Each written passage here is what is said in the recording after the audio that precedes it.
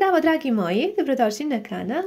Pravimo ručak za manje od 1 sat, preukusan, moj omiljeni, po receptu moje mame, pa hajde da počnemo. Na samom početku sipala sam vrlo malo ulja na tiganj, tek toliko da pokrije dno, pa dodala 2 srednje glavice crnog luka, sitno seckane, propržila ga minut 2 i unutra dodala još 2 rendane šargarepe. I to sve promiješala i nastavila da blinstam.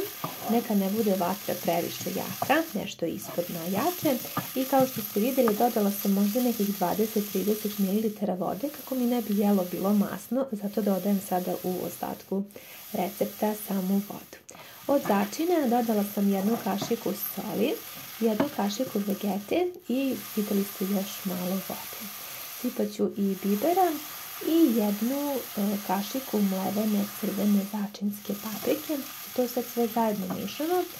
Pre nego što sam dodala papriku sam malo smanjila jačinu ringle da mi ne bi paprika zagorela.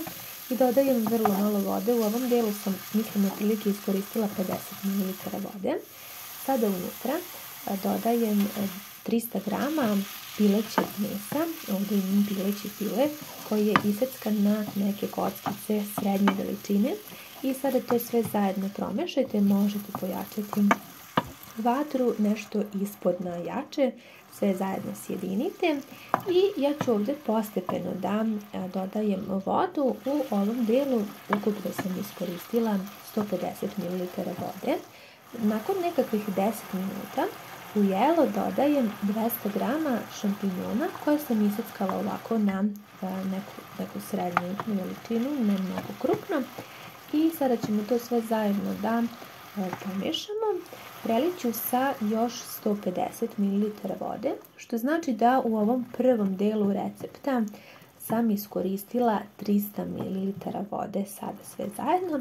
Ja ću po svom ukusu dodati još pola kašike dimljene paprike, ona je malo pikantnija, i još pola kašike suvog začina. Ja volim kada je jelo, kažem, pikantnije i malo sa više začina, a vi ako ne volite samo onda to izostavite ili začinite već po vašem ukusu.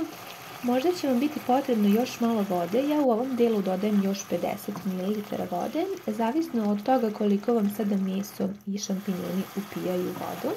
Kada ovako skroz upiju i kada se lepo prodinskaju nakon 15 minuta od kad sam dodala šampinjone, možete dodati 300 grama pirinča.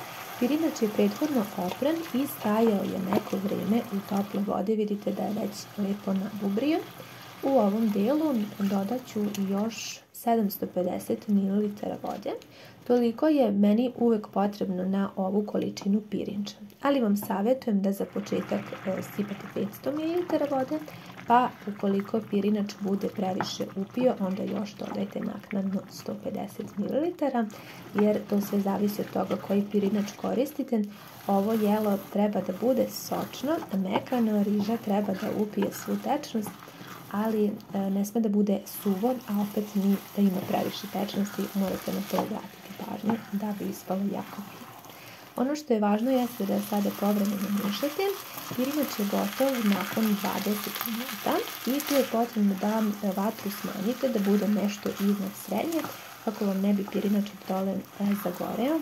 Ovo jelo je spremno kada pirinač u potpunosti upije svu tečnost, a ostane, kao što sam rekla, sočan i mekan. Zaista je preukusno i moje omiljeno jelo. Pirinač volim na sve načine, a sada sam sa vama podijelila ovaj jako ukusan. Nadam se da ćete isprobati. Javite mi vaše utiske. Hvala vam mnogo na gledanju i ljubim vas sve puno.